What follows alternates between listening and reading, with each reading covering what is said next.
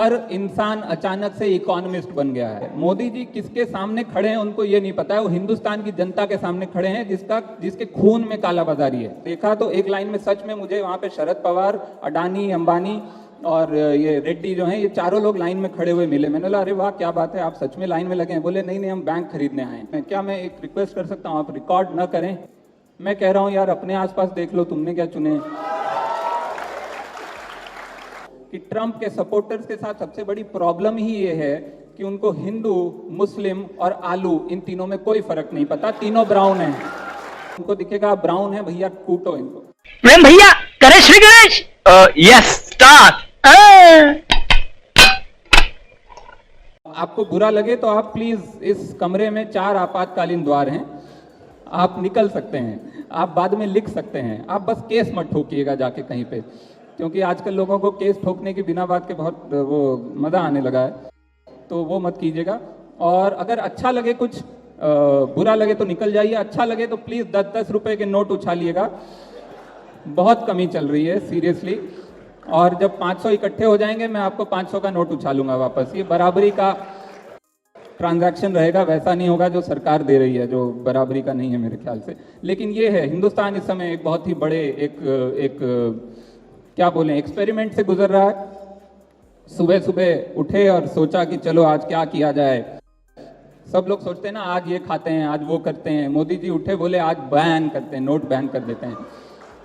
तो ऐसा हुआ अचानक से, मतलब सब लोग सरप्राइज। तो ये जो है, जैसा नहीं मार्क्स था, कार्ल मार्क्स ने बोला क्लासलेस सोसाइटी, अंबेडकर ने बोला कास्टलेस सोसाइटी, मोदी जी आए बोले कैशलेस सोसाइटी। हो गई कैशलेस, और बोलते ही हो गई। वो अंबेडकर जी का सपना आज तक नहीं पूरा हुआ, कार्ल मार्क्स का तो कभी भी शायद नहीं होने वाला, लेकिन मोदी जी का बोला और 2 घंटे के अंदर अंदर वो पूरा होना शुरू हो गया। तो ऐसा ही होता है, हर ग्रेट लीडर ऐसा ही होता है। लेकिन फिर भी अजीब अजीब चीज़ें, आप लोग भी यहाँ काफ़ी दिक्कतों से गुजर रहे होंगे। मैं तो मतलब कितने सारे ATM के चक्कर काट आया। लोग नहीं, पुराने ज़माने में होता था, बच्चा नहीं होता था तो लोग सारे पीर फकीर के यहाँ जाते थे। आजकल लोग शहर में ऐसे ऐसे ATM ढूंढ रहे हैं जो ATM को खुद नहीं पता था कि मैं ATM हूं। कहीं से खबर आती है, अरे उस गली में ना वहां एक छोटा सा ATM है, वो किसी को नहीं पता, चलो वहां चलते हैं, वहां जाके नोट निकालते हैं। पहुंच गया मैं भी, मेरे एक दोस्त ने बताया एयरपोर्ट के सामने बंबई में एक गली है, उस गली में एक छोटा सा ATM है। हमने डाला अपना कार्ड और निकाला, क्या निकला, 2000 निकाले, 500 के पुराने वाले 4 नोट। तो ये जो हालत है इस समय। मेरा एक दोस्त है, वो बेचारा 4 घंटा एक ATM की लाइन में लगा रहा। जब उसका नंबर आया पैसा खत्म, फिर गया दूसरे ATM पे, वहां 2.5 घंटा लाइन में लगा रहा, वहां जब नंबर आया पैसा खत्म। इतना जलील वो कभी प्यार में नहीं हुआ जितना अभी ATM के चक्कर में वो जलील हो रहा है बेचारा। और इस सब के बावजूद ये क्या है, सबके अपने अपने वो हैं, सबकी अपनी अपनी राय बन गई। जो मैं अभी बोल रहा था कि हर इंसान अचानक से इकोनॉमिस्ट बन गया है।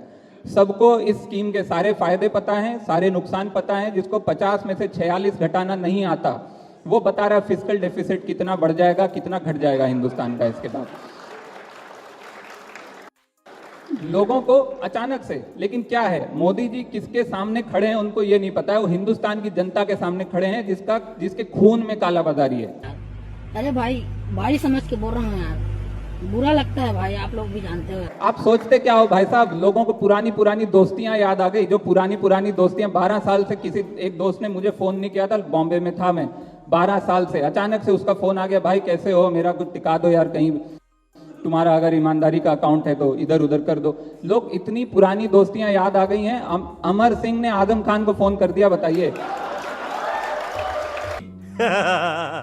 ये हालत है, ये उत्तर प्रदेश की हालत। यहाँ तो खैर अभी मैंने देखा लखनऊ में काफी मजेदार सी चीजें हो रही हैं। वो साइकिल लेन बन गई है, साइकिल लेन आपकी, साइकिल पथ। मैंने पूछा अपने मित्र से, अभी मेरे साथ यहाँ है, कि भाई यहाँ साइकिल चलाता है कोई साइकिल लेन पे? उसने बोला अबे कोई कार नहीं चलाता वही बहुत है, इसके ऊपर कार नहीं चढ़ा।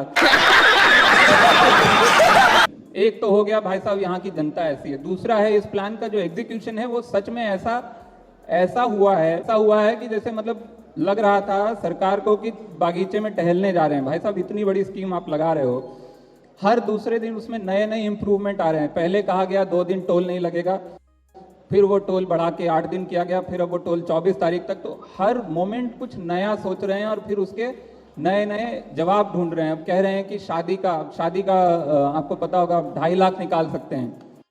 पहले था कि डेली लिमिट 4,000 थी, लेकिन शादी के लिए अगर आपके घर में शादी हो रही है तो आप 2.5 लाख निकाल सकते हैं। जो सबसे बड़ी प्रॉब्लम है, जो गरीब आम आदमी गरीब को अपने पैसे के लिए दिन में 4-6 घंटा लाइन में लगना पड़ रहा है। जो आदमी 4-6 घंटा, जो 8 घंटा कमाता है, उसमें से ही वो 4-6 घंटा अपने ही पैसे निकालने के लिए या जमा कराने के लिए, अगर उसको सेठ जी हैं ड्राइवर, मुझे एक ड्राइवर मिला टैक्सी चलाता है, उसके सेठ जी ने पुराने 1000 के नोट में ही उसको तनख्वाह दी हुई है और वो मना नहीं कर सकता वो टैक्सी चलाए कि वो पुराने 1000 के नोट जाके वहां जमा करे। तो इस सब के बाद क्या होता है, अल्टीमेटली जो है अमीर लोग तो निकल जाते हैं ना, लेकिन मोदी जी ने क्या कहा कि नहीं, जो काला धन वाले हैं वही लोग लाइन में लगे हुए हैं, उन्हीं को परेशानी हो रही है। ये मैंने बोला अच्छा मैं ढूंढूं भाई कहीं लाइन में कोई है क्या काला धन वाला। मैं देखा तो एक लाइन में सच में मुझे वहां पे शरद पवार, अडानी, अंबानी और ये रेड्डी जो हैं, ये चारों लोग लाइन में खड़े हुए मिले। मैंने बोला अरे वाह क्या बात है, आप सच में लाइन में लगे हैं। बोले नहीं हम बैंक खरीदने आए हैं। बोले नहीं हम बैंक खरीदने आए हैं।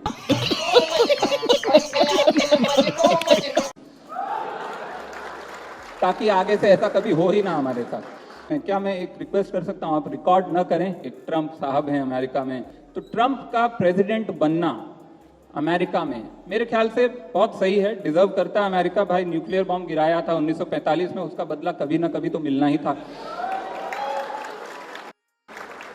तो अब मिला है, बहुत बढ़िया है। और हिंदुस्तान में बहुत लोग हैं जो बोल रहे हैं अरे यार ऐसा, मतलब ट्रंप ना, ये ट्रंप बहुत बुरा आदमी है, इतना बुरा आदमी इन्होंने चुन कैसे लिया।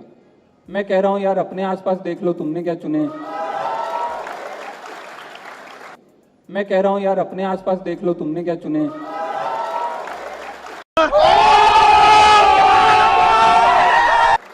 आप सोचिए। लेकिन इस सब में मुझे सबसे अजीब बात क्या लगी, जो बीच में आपने पता नहीं फॉलो किया, ट्रंप हिंदूज फॉर ट्रंप करके एक ऑर्गेनाइजेशन बनी थी अमेरिका में, हिंदूज फॉर ट्रंप।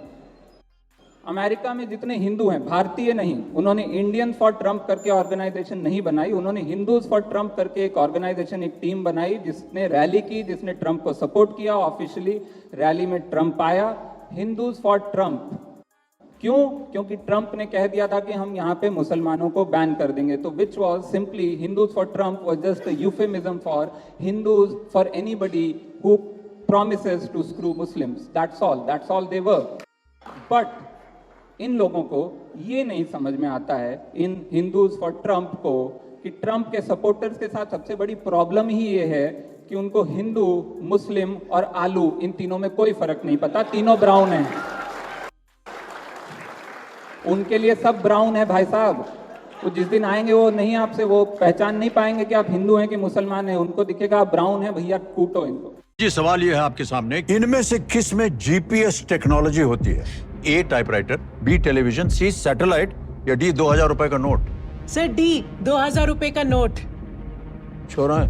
अरे सर मैं क्या जी, पूरा इंडिया श्योर है। देवी जी आपका उत्तर गलत है। सही उत्तर है सी सैटेलाइट। सर आप मजाक कर रहे हैं ना? नहीं मैं मजाक क्यों करूंगा, मजाक तो वो था जिसे आपने सच मान लिया। पर सर न्यूज में तो यही दिखाया था, ये तो उनकी गलती हुई ना। नहीं हो सकता है उनकी गलती हो, लेकिन नुकसान तो आपका हो गया ना। तो देखा आपने देवियों, सच नो, ज्ञान जहां से भी मिले बटोर लीजिए, वो पहले जरा टटोल लीजिए। मारो हमको जिंदा मत छोड़ो सालो। हम कोई मंदिर का घंटा है कि कोई भी आके बजा जाता है। म्यूजिक।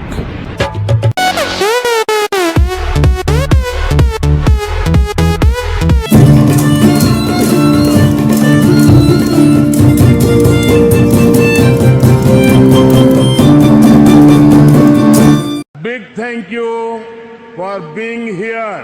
बहुत बहुत धन्यवाद।